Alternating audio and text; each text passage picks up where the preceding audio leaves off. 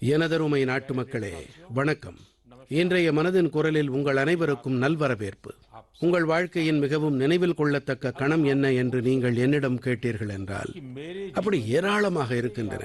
என்றாலும் இவை அனைத்திலும் கூட ஒரு குறிப்பிட்ட கணம் மிகவும் விசேஷமானது.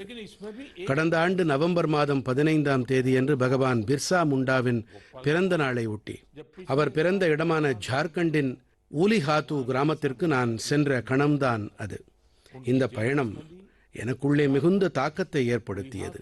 பவித்திரமான இந்த பூமியின் மண்ணை என் நெற்றியில் இட்டுக்கொள்ளும் பெரும்பேறு கிடைத்த தேசத்தின் முதல் பிரதமர் என்ற சௌபாக்கியம் எனக்கு வாய்க்கப் பெற்றது. அந்த கணத்தில் சுதந்திர போராட்டத்தின் சக்தியை மட்டும் நான் உணரவில்லை, இந்த மண்ணின் சக்தியோடு என்னை நானே இணைத்துக் கொள்ளும் சந்தர்ப்பமும் எனக்கு வாய்த்தது. மேற்கொண்ட ஒரு உறுதிப்பாட்டை நிறைவேற்றும் வல்லமை இருந்தால் எப்படி அதனால் தேசத்தின் கோடிக்கணக்கான மக்களின் எதிர்காலத்தையே மாற்றியமைக்க முடியும் என்பதை நான் ஆழமாக உணர்ந்தேன். நண்பர்களே, பாரத நாடு அனைத்து காலகட்டங்களிலும் ஏதாவது ஒரு சவாலை சந்தித்து வந்திருக்கிறது. அந்த காலங்களிலெல்லாம் அசாதாரணமான வல்லமை படைத்தோர் தோன்றினார்கள், சவால்களை திறம்பட எதிர்கொண்டார்கள். இன்றைய மனதின் குரலில் வல்லமையும் தொலைநோக்குமுடைய இப்படிப்பட்ட இரண்டு மகாநாயகர்களைப் பற்றியே நான் உங்களோடு கலந்து கொள்ள இருக்கிறேன்.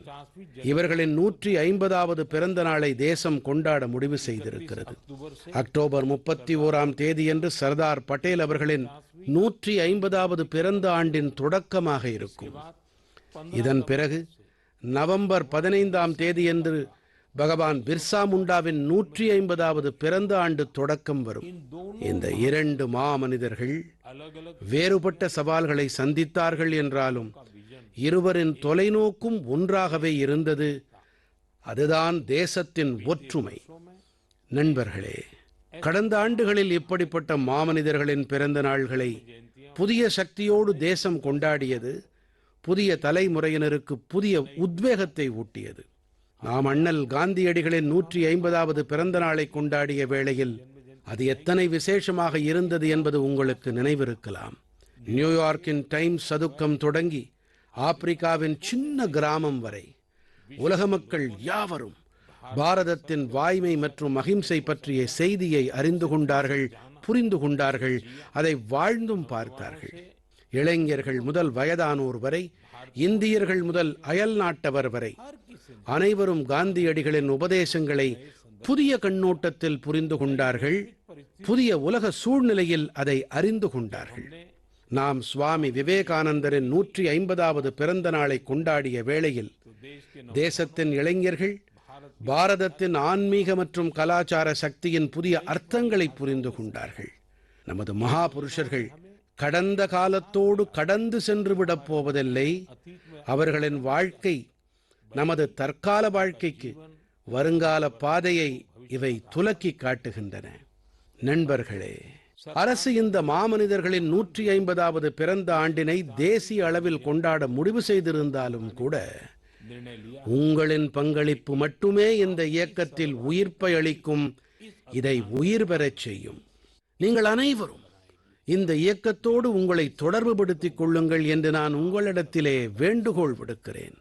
இரும்பு மனிதர் சர்தார் பட்டேலோடு தொடர்பான கருத்துக்கள், செயல்களை #Sardar150 என்பதிலே பதிவு செய்யுங்கள். மண்ணின் மைந்தன் பிர்சா முண்டாவின் கருத்தூக்கங்களை #BirsaMunda150 என்பதிலே பதிவு செய்து உலகத்திற்கு வெளிச்சம் போட்டு காட்டுவோம். வாருங்கள், நாம் அனைவரும் ஒன்றுபட்டு பாரதத்தின் பன்முகத்தன்மையில் ஒற்றுமையின் கொண்டாட்டத்தில் ஈடுபடுவோம். மரபு தொடங்கி முன்னேற்றம் என்ற இந்த விழாவை முன்னெடுப்போம். எனதருமை நாட்டு மக்களே, தொலைக்காட்சியில் சோட்டா பீம் தொடங்கப்பட்ட நாளை நீங்கள் கண்டிப்பாக நினைவில் வைத்திருப்பீர்கள் இல்லையா? குழந்தைகளால் இதை கண்டிப்பாக மறக்க இயலாது. சோட்டா பீம் தொடர்பாக எந்த அளவுக்கு ஆர்வம் இருந்தது. டோலக்பூரின் இந்த மேளம் பாரத நாட்டில் மட்டுமல்ல, பிற நாடுகளின் குழந்தைகளையும் மிகவும் கவர்ந்து இழுக்கிறது என்பது உங்களுக்கு ஆச்சரியத்தை அளிக்கலாம். இதைப் போலவே நமது வேறு பிற அனிமேஷன் செய்யப்பட்ட தொடர்களான கிருஷ்ணன், அனுமன், மோட்டு பத்லு போன்றவற்றை விரும்புவோர் உலகெங்கிலும் இருக்கின்றார்கள். பாரத நாட்டின் அனிமேஷன் செய்யப்பட்ட பாத்திரங்கள், நம் நாட்டின் அனிமேஷன் செய்யப்பட்ட திரைப்படங்கள், நமது உள்ளடக்கம், படைப்பாற்றல் ஆகியவை காரணமாக உலகெங்கிலும் இவை விரும்பி ஏற்றுக்கொள்ளப்பட்டிருக்கின்றன. நீங்களே கூட கவனித்திருக்கலாம், ஸ்மார்ட் போன் தொடங்கி வெள்ளித்திரை வரை, கேமிங் கன்சோல் தொடங்கி வர்ச்சுவல் ரியாலிட்டி அதாவது மெய்நிகர் உண்மை வரை அனிமேஷன் என்பது அங்கிங்கனாதபடி பரவி இருக்கிறது. அனிமேஷன் உலகத்தில் பாரதம் புதிய புரட்சியை படைக்கும் பாதையில் இருக்கிறது. பாரத நாட்டின் கேமிங் துறையும் கூட மிக வேகமாக வளர்ந்து வருகிறது. சில மாதங்கள் முன்பாக பாரதத்தின் முன்னணி கேமர்களோடு நான் சந்திக்க நேர்ந்தது. அப்போதுதான் இந்திய விளையாட்டுகளின் ஆச்சரியம் கொள்ள வைக்கும் படைப்புத்திறன் மற்றும் தரம் பற்றி தெரிந்து கொள்ளவும் புரிந்து கொள்ளவும் என்னால் முடிந்தது. உண்மையிலேயே தேசத்தில் படைப்பாற்றல் அலை ஒன்று வீசிக்கொண்டிருக்கிறது. அனிமேஷன் உலகில் இந்தியாவில் தயாரிப்பது, இந்தியர்களால் உருவாக்கப்படுவது என்பது விரவி கிடக்கிறது. இன்று பாரதத்தின் திறமைகள் அயல்நாட்டு தயாரிப்புகளில் முக்கியமான பங்கு வகிக்கின்றன என்பது உங்களுக்கு மகிழ்ச்சியை அளிக்கலாம். இப்போதிருக்கும் ஸ்பைடர்மேன் ஆகட்டும், டிரான்ஸ்ஃபார்மர்களாகட்டும், இந்த 2 படங்களிலும் ஹரிநாராயண் ராஜீவின் பங்களிப்பினை மக்கள் மிகவும் மெச்சி இருக்கின்றார்கள். பாரதத்தின் அனிமேஷன் ஸ்டுடியோக்கள் டிஸ்னி மற்றும் வார்னர் சகோதரர்களைப் போலவே உலகின் பிரபலமான தயாரிப்பு நிறுவனங்களோடு இணைந்து பணியாற்றி வருகின்றன. நண்பர்களே, இன்று நமது இளைஞர்கள் நமது கலாச்சாரம் பிரதிபலிக்கும் புத்தம் புது இந்திய உள்ளடக்கம் விஷயங்களை தயாரித்து வருகின்றார்கள். இவை உலகம் நெடுக பார்க்கப்பட்டும் வருகின்றன. அனிமேஷன் துறை இன்று எப்படிப்பட்ட துறையாக ஆகிவிட்டது என்றால், பிற துறைகளுக்கு அது பலமூட்டி வருகின்றது. எடுத்துக்காட்டாக, இப்போதெல்லாம் VR டூரிசம் மிகவும் பிரபலமாகி வருகிறது.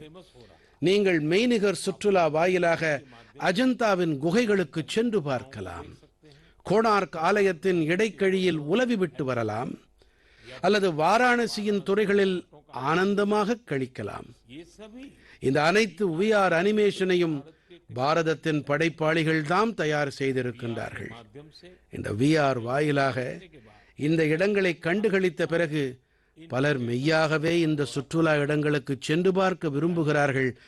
அதாவது, சுற்றுலா இடத்தை மெய்நிகர் காட்சி வாயிலாக சுற்றி பார்த்த பிறகு மக்களின் மனங்களிலே மெய்யாகவே அங்கு சென்று பார்க்க வேண்டும் என்ற ஆவலை ஏற்படுத்தும் கருவியாக இது ஆகியிருக்கிறது. இன்று இந்த துறையில் அனிமேட்டர்களோடு கூடவே கதை சொல்பவர்கள், எழுத்தாளர்கள், குரல் கலைஞர்கள், இசைக்கலைஞர்கள், கேம் டெவலப்பர்கள், VR மற்றும் AR வல்லுநர்களின் தேவை தொடர்ந்து அதிகரித்துக் கொண்டே இருக்கிறது. ஆகையால் பாரத நாட்டு இளைஞர்களிடம் நான் கூற விரும்புவது என்னவென்றால், உங்களுடைய படைப்புத் திறனுக்கு இறக்கை அளியுங்கள். உலகின் அடுத்த சூப்பர் ஹிட் அனிமேஷன் உங்களுடைய கணிப்பொறியிலிருந்து கூட பெறப்படுக்கலாம். யார் அறிவார்கள்? அனைவரின் இதயங்களையும் கொள்ளை கொண்டு தீயாய் பரவும் அடுத்த படைப்பு உங்களுடையதாக இருக்கலாம். கல்விசார் அனிமேஷன்களின் உங்களுடைய புதுமைகள் பெரும் வெற்றியை ஈட்டலாம். வரும் அக்டோபர் 28ஆம் தேதி, அதாவது நாளைய தினம், உலக அனிமேஷன் தினமாக கொண்டாடப்படுகிறது. வாருங்கள், நாம் பாரதத்தை உலக அனிமேஷன் ஆற்றல் மையமாக மாற்றும் உறுதிப்பாட்டை ஏற்போம்.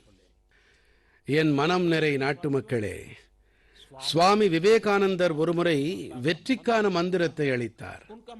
அந்த மந்திரம் என்னவென்றால், ஏதோ ஒரு கருத்தை மனதில் கொள்ளுங்கள், அந்த ஒரு கருத்தை உங்கள் வாழ்க்கையாகவே ஆக்கிக் கொள்ளுங்கள், அதையே சிந்தியுங்கள், அதை பற்றியே கனவு காணுங்கள், அதை வாழத் தொடங்குங்கள். இன்று தற்சார்பு பாரதம் இயக்கத்தின் வெற்றியும் கூட இதே மந்திரத்தை அடியொற்றி பயணித்து வருகிறது. இந்த இயக்கம் நமது சமூக விழிப்பு நிலையின் அங்கமாக ஆகிவிட்டது. தொடர்ந்து ஒவ்வொரு படிநிலையிலும் நமது உத்வேகமாக ஆகியிருக்கிறது. தற்சார்பு என்பது நமது கொள்கை திட்டம் மட்டுமல்ல, நமது பேரார்வமாகவே ஆகியிருக்கிறது. பல ஆண்டுகள் ஆகிவிடவில்லை, வெறும் 10 ஆண்டுகள் முன்பான விஷயம்தான். ஏதோ ஒரு நுணுக்கமான தொழில்நுட்பத்தை பாரதத்தில் மேம்படுத்த வேண்டும் என்று அப்போது யாராவது கூறியிருந்தால் பலருக்கு நம்பிக்கையே இருந்திருக்காது. பலர் பரிகாசம் கூட செய்திருப்பார்கள். ஆனால் இன்று அதே மனிதர்கள் தேசத்தின் வெற்றியைக் கண்டு திகைத்து போயிருக்கிறார்கள். தற்சார்புடையதாக மாறி வரும் பாரதம் அனைத்து துறைகளிலும் அற்புதங்களை அரங்கேற்றி வருகின்றது. நீங்களே சிந்தியுங்கள்.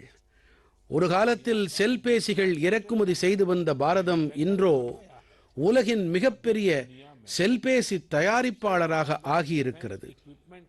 ஒரு காலத்தில் மிக அதிக அளவு பாதுகாப்பு தளவாடங்களை இறக்குமதி செய்யும் நாடாக இருந்த பாரதம் இன்றோ 85 நாடுகளுக்கு ஏற்றுமதியும் செய்து வருகிறது. விண்வெளி தொழில்நுட்பத்தில் பாரதம் இன்று நிலவின் தென்துருவத்தில் தரையிறங்கிய முதல் தேசமாக அறியப்படுகிறது.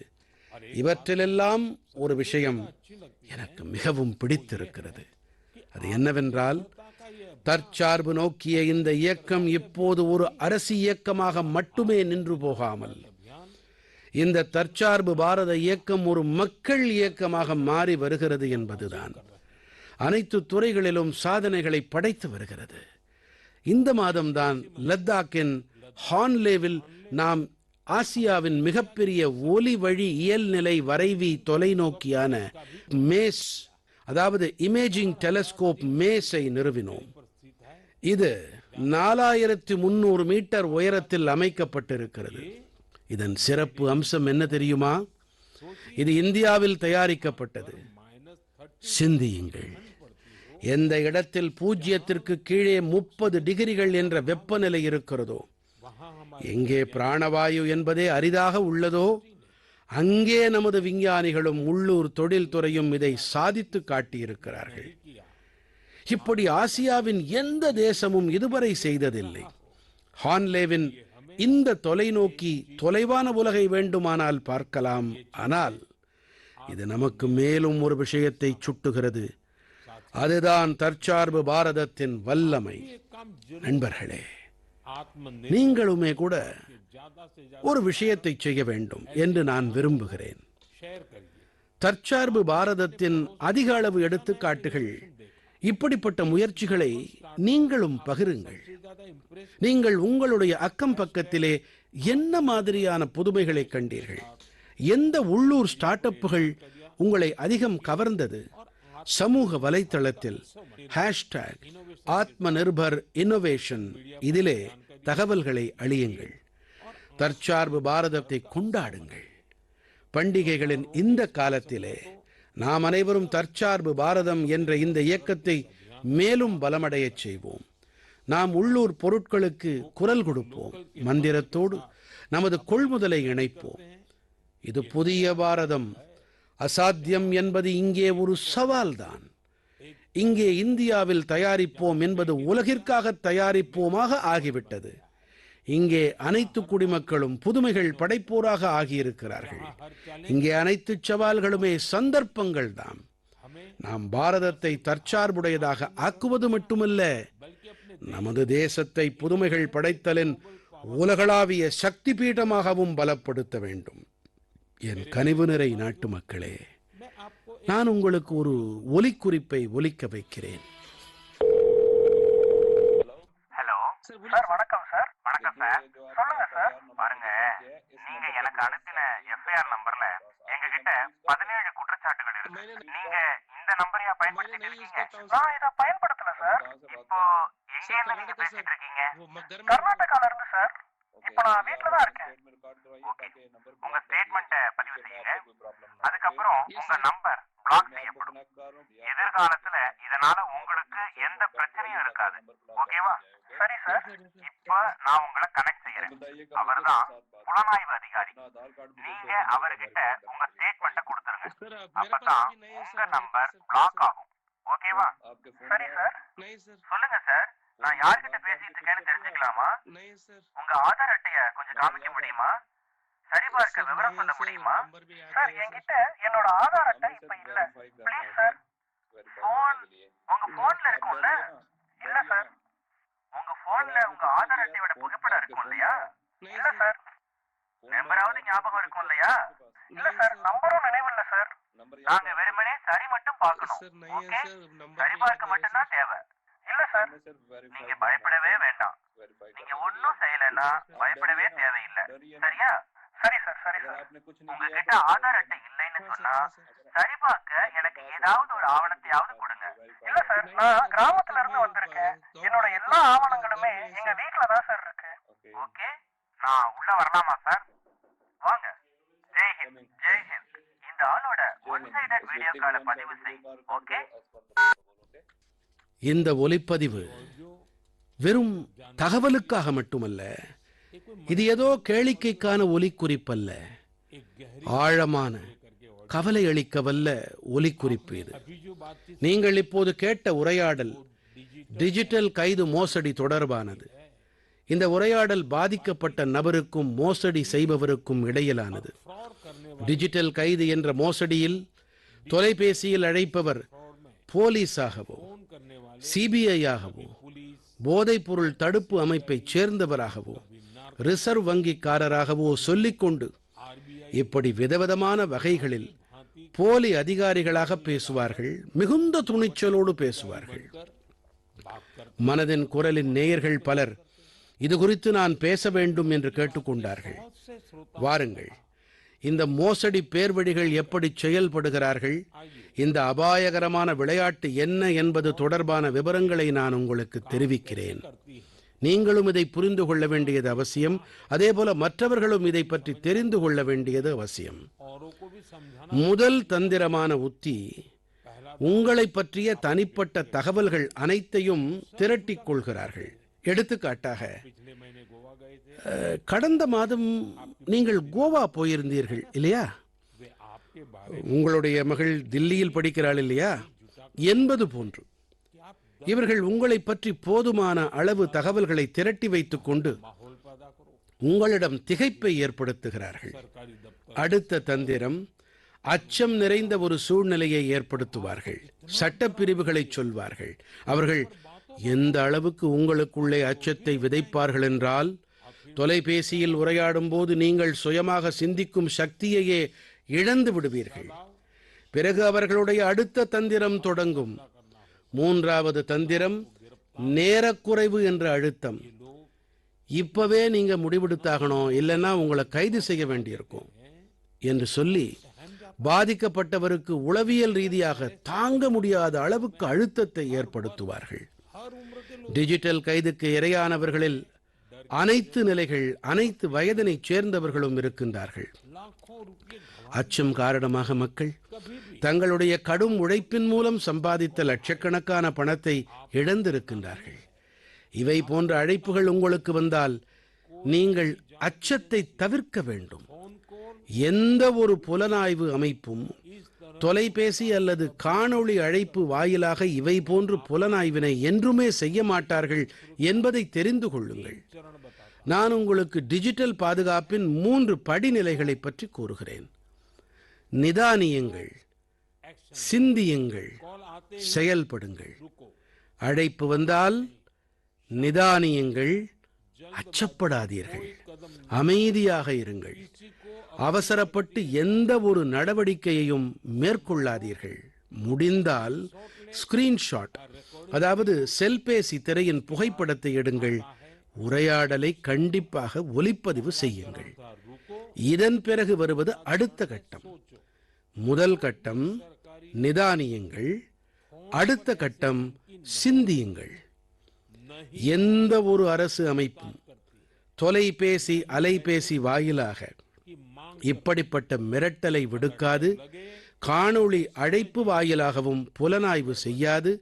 அதே போல பணம் தர வேண்டும் என்று கேட்காது. பயம் ஏற்பட்டால் ஏதோ கோளாறு இருக்கிறது என்று தெளியுங்கள்.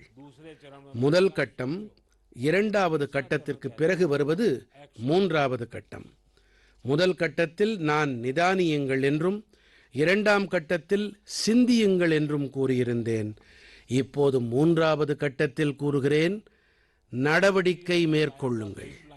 தேசிய சைபர் உதவி எண்ணான 1930 1930 என்ற எண்ணோடு தொடர்பு கொண்டு cybercrime.gov.in, மீண்டும் கூறுகிறேன், cybercrime.gov.in என்ற இணையதளத்திற்கு தெரிவியுங்கள். குடும்பத்தார் மற்றும் காவல்துறைக்கு தகவல் தெரிவியுங்கள். ஆதாரத்தை பாதுகாப்பாக வைத்திருங்கள். நிதானியுங்கள், பிறகு சிந்தியுங்கள், அதன் பிறகு நடவடிக்கை மேற்கொள்ளுங்கள். இந்த 3 படிநிலைகளும் உங்களுடைய டிஜிட்டல் பாதுகாப்பு காவலர்களாக ஆகும். நண்பர்களே, நான் மீண்டும் கூறுகிறேன், டிஜிட்டல் கைது போன்ற அமைப்பு சட்டத்திலே கிடையாது. இது பச்சையான மோசடி, புரட்டு, போக்கிரிகளின் கும்பல் இப்படிப்பட்ட செயல்களில் ஈடுபட்டு வருகிறது. இவர்களை பிடிக்க அனைத்து புலனாய்வு அமைப்புகளும் மாநில அரசுகளோடு இணைந்து செயல்பட்டு வருகின்றன. இந்த அமைப்புகளின் ஒருங்கிணைந்த செயல்பாட்டிற்காக தேசிய சைபர் ஒருங்கிணைப்பு மையம் நிறுவப்பட்டிருக்கிறது. அமைப்புகளின் தரப்பிலிருந்து இப்படிப்பட்ட மோசடியில் ஈடுபடும் ஆயிரக்கணக்கான காணொளி அழைப்பு எண்கள் அரசு அமைப்புகளின் தரப்பிலிருந்து தடை செய்யப்பட்டிருக்கின்றன. லட்சக்கணக்கான சிம் கார்டுகள், செல்பேசிகள் மற்றும் வங்கி கணக்குகளும் கூட முடக்கப்பட்டிருக்கின்றன. அரசாங்க அமைப்புகள் தங்களுடைய பணியை புரிந்து வருகின்றன என்றாலும் டிஜிட்டல் கைது என்ற பெயரில் நடந்தேறி வரும் மோசடிகளிலிருந்து தற்காத்துக் கொள்வது மிகவும் அவசியமானது. அனைவரும் விழிப்போடு இருக்க வேண்டும். அனைத்து குடிமக்களும் விழிப்புணர்வோடு செயலாற்ற வேண்டும். யாரெல்லாம் இப்படிப்பட்ட சைபர் மோசடிக்கு இரையாகி இருக்கின்றார்களோ அவர்கள் அதிகளவு மக்களுக்கு இதை பற்றி தெரிவிக்க வேண்டும். விழிப்புணர்வு ஏற்படுத்த நீங்கள் #SafeDigitalIndia #SafeDigitalIndia என்பதை பயன்படுத்தலாம். இந்த சைபர் மோசடிக்கு எதிராக விழிப்புணர்வு முன்னெடுப்புகளை மேற்கொள்ள வேண்டும் என்று அனைத்து பள்ளிகள், கல்லூரிகளிடம் கேட்டுக்கொள்கிறேன். இதில் அதிக அளவு மாணவர்களை இணைத்துக் கொள்ளுங்கள். சமுதாயத்தில் அனைவரின் முயற்சிகள் வாயிலாக மட்டுமே நாம் இந்த சவாலை எதிர்கொள்ள முடியும். எனதருமை நாட்டு மக்களே, நமது பல பள்ளி குழந்தைகள் காலிகிராஃபி, அதாவது எழுத்துக்கலையில் கணிசமான நாட்டமுடையவர்களாக இருக்கின்றார்கள். இதன் வாயிலாக நமது எழுத்து தெளிவாக, அழகாக, ஈர்க்கும் வகையில் இருக்கிறது. இன்று ஜம்மு காஷ்மீரத்தில் இதன் பயன்பாடு உள்ளூர் கலாச்சாரத்தை அனைவரும் விரும்பும் வகையில் ஆக்க பயன்படுகிறது. அனந்த்நாகின் ஃபிர்தோசா பஷீர் அவர்கள் எழுத்துக்கலையில் வல்லவர். இதன் வாயிலாக உள்ளூர் கலாச்சாரத்தின் பல பரிமாணங்களை இவர் வெளிப்படுத்தி வருகிறார். ஃபிர்தோசா அவர்களின் எழுத்துக்கலையானது உள்ளூர் மக்களை, குறிப்பாக இளைஞர்களை தன்பால் ஈர்த்து வருகின்றது. இப்படிப்பட்ட ஒரு முயற்சியில் உதம்பூரின் கௌரிநாத் அவர்களும் ஈடுபட்டு வருகிறார். 1 நூற்றாண்டுக்கும் பழமையான சாரங்கி வாத்தியம் வாயிலாக டோக்ரா கலாச்சாரம் மற்றும் மரபின் பல்வேறு வடிவங்களை அழகுபடுத்துவதில் இவர் ஈடுபட்டு வருகிறார். சாரங்கியின் சுரங்களோடு சேர்த்து இவர் தங்களுடைய கலாச்சாரத்தோடு இணைந்த பண்டைய கதைகள் மற்றும் வரலாற்று சிறப்புமிக்க சம்பவங்களையும் கூட சுவாரஸ்யமான முறையில் வெளிப்படுத்துகிறார். தேசத்தின் பல்வேறு பாகங்களிலும் கலாச்சார பாரம்பரியத்தை பாதுகாப்பதில் ஈடுபட்டிருக்கும் இப்படிப்பட்ட பல அசாதாரணமான மனிதர்களை நீங்கள் சந்திக்க நேரலாம். டி வைகுண்டம் அவர்கள் சுமார் 50 ஆண்டுகளாக செரியால் நாட்டுப்புற கலையை பிரபலமானதாக ஆக்குவதில் ஈடுபட்டு கொண்டிருக்கிறார்.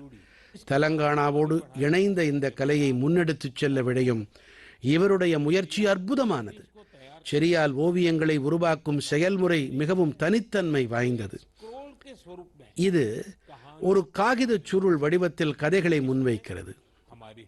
இதிலே நமது வரலாறு மற்றும் புராணங்கள் முழுமையாக பளிச்சிடுகின்றன.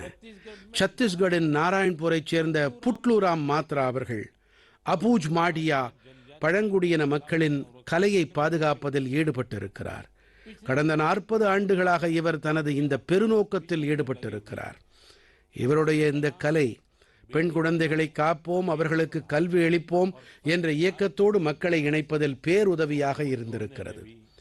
நண்பர்களே, இப்போது நாம் உரையாடிக் கொண்டிருக்கும் வேளையிலே காஷ்மீரத்தின் பள்ளத்தாக்குகள் தொடங்கி சத்தீஸ்கடின் காடுகள் வரை நமது கலை மற்றும் கலாச்சாரம் புதிய புதிய வண்ணங்களை இறைத்து வருகிறது என்றாலும் இதோடு இந்த விஷயம் முடிந்து போகவில்லை. நமது இந்த கலைகளின் நறுமணம் தொலைவான பிரதேசங்கள் வரையும் கூட பரவி வருகின்றது. உலகின் பல்வேறு நாடுகளைச் சேர்ந்தவர்கள் பாரத நாட்டு கலை மற்றும் கலாச்சாரத்தில் சொக்கி வருகின்றார்கள். உதம்பூரில் எதிரொலிக்கும் சாரங்கி பற்றி நான் பேசிய வேளையில் ஆயிரக்கணக்கான மைல்கள் தொலைவாக ரஷ்யாவின் நகரான யாக்கூட்ஸ்கிலும் கூட பாரத நாட்டு கலையின் இனிமையான இசை எதிரொலிப்பது என் நினைவுக்கு வருகிறது. கற்பனை செய்து பாருங்கள், குளிர் நிறைந்த 1-2 நாட்கள், பூஜ்யத்திற்கு கீழே 65 டிகிரி செல்சியஸ் வெப்பநிலை, நாலாபுறங்களிலும் பனிப்படலம் ஏதோ வெண்போர்வையை விரித்தது போல இருந்த வேளையிலே அங்கே ஒரு அரங்கிலே பார்வையாளர்கள் மகுடிக்கு முன்பு நாகம் போலே காளிதாசனின் அபிக்ஞான சாகுந்தலத்தை கண்டு களித்துக் கொண்டிருந்தார்கள். உலகின் மிகவும் குளிர் நிறைந்த நகரான யாக்கூட்ஸ்கிலே பாரத இலக்கியத்தின் தன்மையை உங்களால் எண்ணி பார்க்க முடிகிறதா? இது கற்பனை அல்ல, சத்தியம். நம் அனைவருக்குள்ளும் பெருமிதத்தையும் ஆனந்தத்தையும் நிரப்பக்கூடிய சத்தியம். நண்பர்களே, சில வாரங்கள் முன்பாக நான் லாவோஸ் நாட்டிற்கு சென்றிருந்தேன். அது நவராத்திரி காலம். அங்கே சில அற்புதமான காட்சிகளை கண்டேன். அந்த பகுதியைச் சேர்ந்த கலைஞர்கள் ஃபலக் ஃபலம் இதை அரங்கேற்றி இருந்தார்கள். இதுதான் லாவோஸின் ராமாயணம். நம்முடைய மனங்களிலே ராமாயணத்தின் பால் இருக்கும் அதே பக்தி, அவர்களுடைய குரல்களிலே அதே அர்ப்பணிப்பு ஆகியவற்றை நான் அவர்களுடைய கண்களில் கண்டேன். இதைப் போலவே குவைத்தில் அப்துல்லா அல் பாரூன் அவர்கள் ராமாயணம் மற்றும் மகாபாரதத்தை அரபு மொழியில் மொழியாக்கம் செய்திருக்கிறார். இந்த பணி வெறும் மொழியாக்கம் அல்ல, மாறாக இருமகத்தான கலாச்சாரங்களுக்கு இடையேயான பாலம். அவருடைய இந்த முயற்சி அரபுலகில் பாரத நாட்டு இலக்கியத்தின் பால் புதிய புரிதலை மேம்படச் செய்து வருகிறது. பெரு நாட்டிலிருந்து மேலும் ஒரு கருத்தூக்கம் ஏற்படுத்தும் எடுத்துக்காட்டு. எர்லிண்டா கார்சியா அவர்கள் அங்கே இருக்கும் இளைஞர்களுக்கு பரதநாட்டிய கலையை கற்பித்து வருகிறார். மாரியா வால்தேஸ் அவர்கள் ஒடிசி நாட்டியத்தை கற்பித்து வருகிறார். இந்த கலைகளால் கவரப்பட்டு தென் அமெரிக்காவின் பல நாடுகளில் பாரத நாட்டு பாரம்பரிய நடனங்கள் அதிக நறுமணம் பரப்பி வருகிறது. நண்பர்களே, அயல் நாட்டு மண்ணிலே பாரதத்தின் இந்த எடுத்துக்காட்டுகள் பாரத நாட்டு கலாச்சாரத்தின் சக்தி எத்தனை அற்புதமானது என்பதை நமக்கு எடுத்து காட்டுகின்றன. இவை தொடர்ந்து உலகை தம்பால் கவர்ந்து வருகின்றன. எங்கெல்லாம் கலை உள்ளதோ அங்கெல்லாம் பாரதம் உண்டு. எங்கெல்லாம் கலாச்சாரம் உள்ளதோ அங்கெல்லாம் பாரதம் உண்டு. இன்று உலகனைத்தும் பாரதம் பற்றி தெரிந்து கொள்ள விழைகிறது.